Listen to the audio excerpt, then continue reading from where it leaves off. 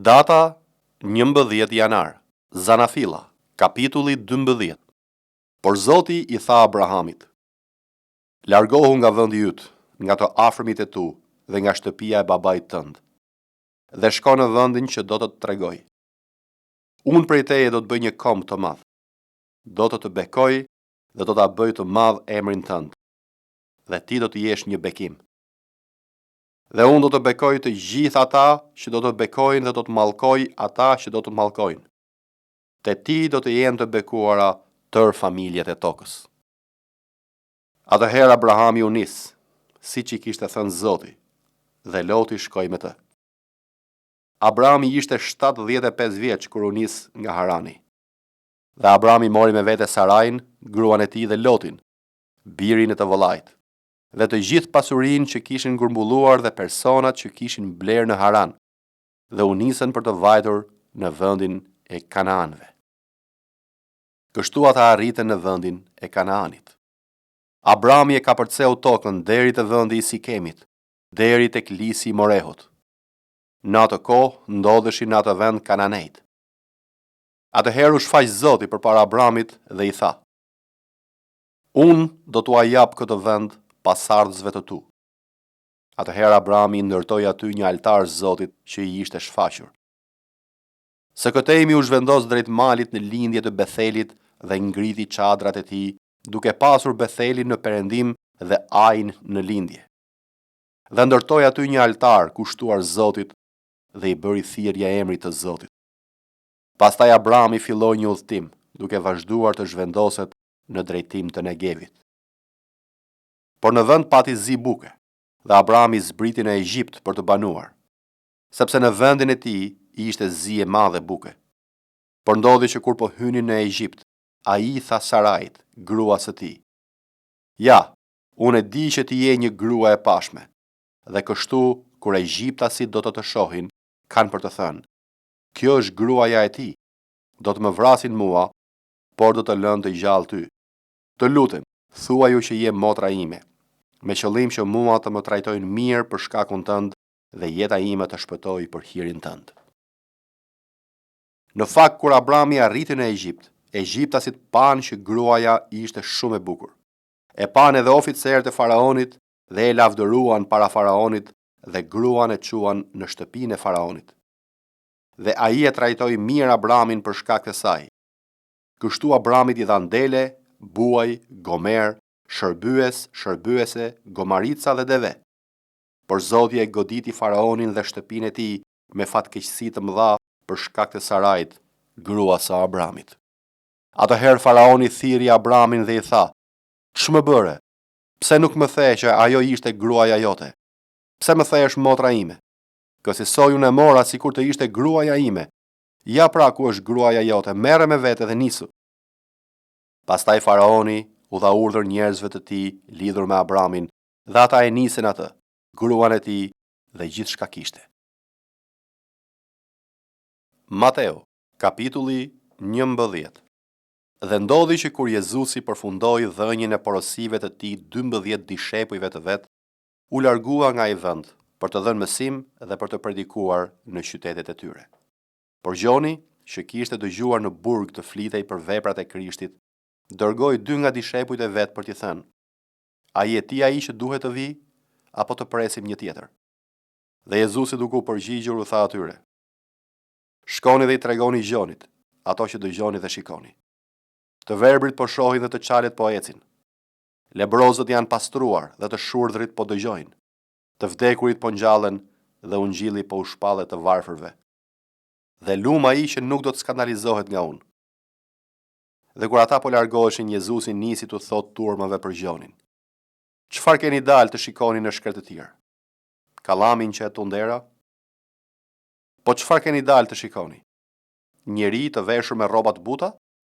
Ja, ata që veshin rroba të buta janë në pallatet e mbretërve. Ose ç'dole të shikoni, një profet? Po ju them, ai është më shumë se një profet. Sepse ky është ai për të cilin është shkruar: Ja, unë po dërgoj lajmëtarin tim para fytyrës sate. Ai do ta bëj gati rrugën tënde para teje. Në të vërtetë po ju them, ndër ata që janë lindur prej grave nuk ka dal kur një më i madh se Gjon Pakzori. Por më i vogli në mbretërinë e qiejve është më i madh se ai. Dhe qysh nga ditët e Gjon Pakzorit e deri tash, mbretëria e qiejve po pëson dhunë dhe të dhunshmit e rrëmbejnë, sepse të gjithë profetët dhe ligji kanë profetizuar deri te Gjoni. Dhe në da që ta pranoni, ai është Elia që duhej të vi. Kush ka vesh për të dëgjuar, le të dëgjoj. Por me këta krahasoj këtë brez, u ngjan fëmijëve që rrin ulur në sheshe dhe u thërrasin shokëve të tyre, duke thënë: I kemi rënë fyellit për ju dhe nuk kërcyet. Vajtuam për ju dhe nuk u brengosët. Sepse erdhi Gjoni që as hante, as pinte dhe thonë: Ka një demon. Erdhi biri i njeriut që ha dhe pi dhe thonë: Ja një grygës dhe pianec, miki ta grambledhësve dhe i mëkatarve. Dhe urtësia është drejtësuar nga bitë vet. Atëherë nisi ti qortoi ato qytete ku ishte kryer pjesa më e madhe e veprave të fuqishme të tij, sepse nuk ishin penduar, duke thënë: Mirë ti, Korazin. Mirë ti, Betsaida, sepse nëse në Tiro dhe në Sidon do të ishin kryer veprat e fuqishme që u bën ndër ju, prej kohësh do të ishin penduar me thes dhe hi. Por po ju them se ditën e gjyqit për Tiron dhe Sidonin do të jetë më e lehtë se për ju. Dhe ti, o Kapernaum, që u ngritet deri në qiell, do të fundosësh deri në ferr, sepse nëse do të ishin kryer në Sodom veprat e fuqishme që janë kryer në ty, ajo do të qëndronte deri më sot. Por po ju them se ditën e gjyqit për vendin e Sodomës do të jetë më e lehtë se për ty. Në atë kohë Jezusi nisi të thotë: Të lavdëroj ty o Atë, Zoti i qiellit dhe i dheut, sepse u afshehe këto gjëra të urtit dhe të mençurit dhe u azbulove fëmijëve të vegjël.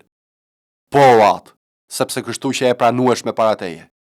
Çdo gjë mu dha në dorë nga Ati im, dhe asnjëri nuk e njeh birin përveç Atit, dhe asnjëri nuk e njeh Atin përveç birit dhe atij të cilit biri don t'ia zbuloj. Ejani tek unë, o të gjithë të munduar dhe të rënduar, dhe unë do t'ju çlodh.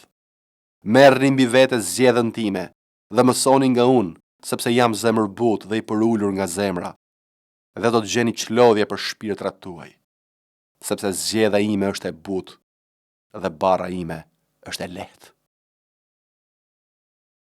Nehemia, kapitulli 1. Fjalët e Nehemias, birit të Hakaliahut.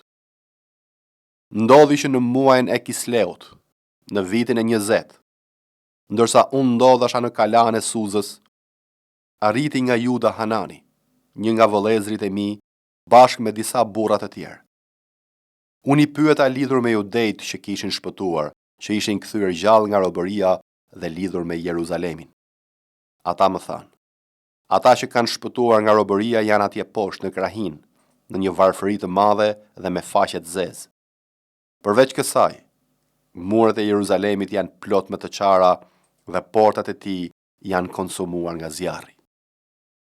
Sa i dëgjova këto fjalë, u ula dhe qava. Pastaj mbajta zi disa ditë me radhë, agjërova dhe u luta përpara Perëndisë së qiellit. Dhe thash: Të lutem shumë o Zot, Perëndi i qiellit, Perëndi i madh dhe i tmerrshëm, që i qëndron besnik beslidhjes dhe ke mëshirë për ata që të duan dhe respektojnë urdhërimet e tua. Qofshin veshët e tua të vëmendshëm dhe sytë e tu të hapur për të dëgjuar lutjen e shërbëtorit tënd, që tani ta drejton ty ditën dhe natën për bijtë e Izraelit, shërbëtor të tu, duke rrëfyer mëkatet e bijve të Izraelit që ne kemi kryer kundër teje. Po, unë dhe shtëpia e Atit tim kemi mëkatuar. Jemi sjell shumë keq me ty dhe nuk kemi respektuar urdhërimet, statutet dhe dekretet që ti ke urdhëruar Mojsiut, shërbëtorit tënd.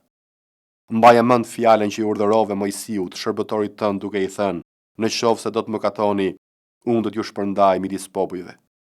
Por në rast se do të ktheheni tek unë dhe do të respektoni urdhërimet e mia dhe do t'i zbatoni, edhe sikur njerëzit tuaj të shpërndar të jenë në kufit e qiellit, unë do t'i mbledh që andej dhe do t'i sjell përsëri në vendin që kam zgjedhur ku të banoj emri im.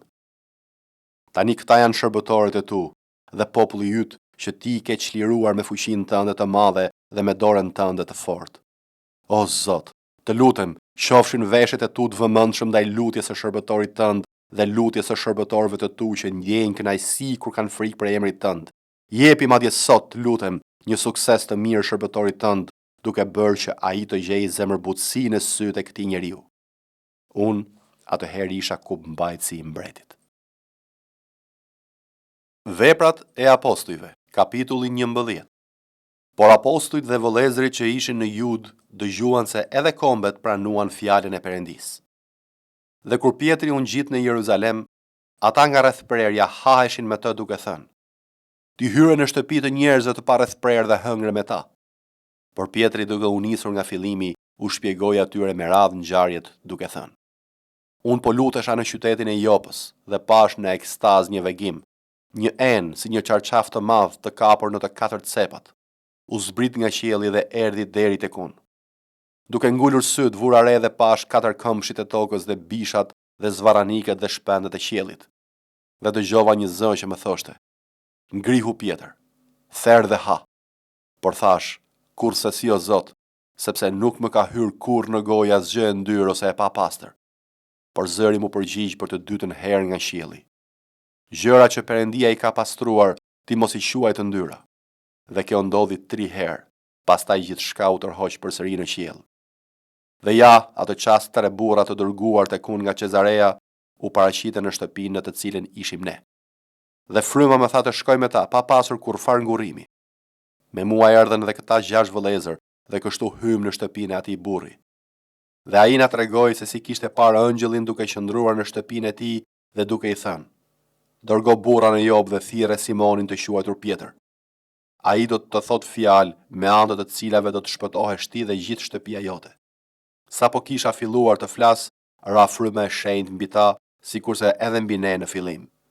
Atëherë më kujtua fjala e Zotit që thoshte: Gjoni pagëzoj me ujë, por ju do të pagëzoheni me frymën e shenjtë. Në qoftë se Perëndia pra u dha atyre të njëjtën dhuratë si edhe neve që besuam në Zotin Jezu Krisht, kush isha unë që të pengoja Perëndin? Si dëgjuan këto fjalë, ata u qetësuan dhe i përlëvduan Perëndin duke thënë: Perëndia pra, edhe kombeve u dha pendesën për të dhënë jetën. Ndërkaq, ata që ishin shpërndar për shkak të përndjekjes që nisi me Stefanin, arritën deri në Feniki, Shqipro dhe Antioki, duke mos ia thënë fjalën askujt përveç judejve. Por disa prej tyre ishin burra Shqipriot dhe Kireneas, të cilët kur erdhën në Antioki, u folën helenistëve duke shpallur Zotin Jezus. Dhe dora e Zotit ishte me ta, dhe një numër i madh besoi dhe u kthye te Zoti. Lajmi për ta arriti në vesh të kishës në Jeruzalem dhe dërguan Barnabën që të shkonte deri në Antioki. Kur ai arriti, pa hirin e Perëndis, u gëzua dhe i nxiti të gjithë të qëndrojnë besnik Zotit me dëshirën e zemrës, sepse ishte burr i mirë dhe plot me frymën e shenjtë e besim. Dhe një numër i madh personash i ushtua Zotit.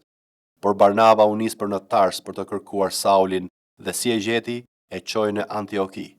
Dhe ndodhi që plot një vit ata mblidheshin në kish dhe mësuan një numër të madh njerëzish. Dhe për herë të parë në Antioki, dishepujt u quajtën të krishterë. Dhe në ato ditë, disa profetë zbritën nga Jeruzalemi në Antioki. Dhe u ngrit një nga ata me emër Agab, dhe me anë të frymës parathoshte se do të ndodhte në mbar botën një zi e madhe buke. Dhe kjo ndodhi nën Klaud Cezarin. Por dishepujt, secili sipas gjendjes së tij, caktuan të çojnë ndihmë vëllezërve që banonin në Jude. Dhe këtë ata e bën duke u dërguar pleqjve me dorë të Barnabës dhe të Saulit.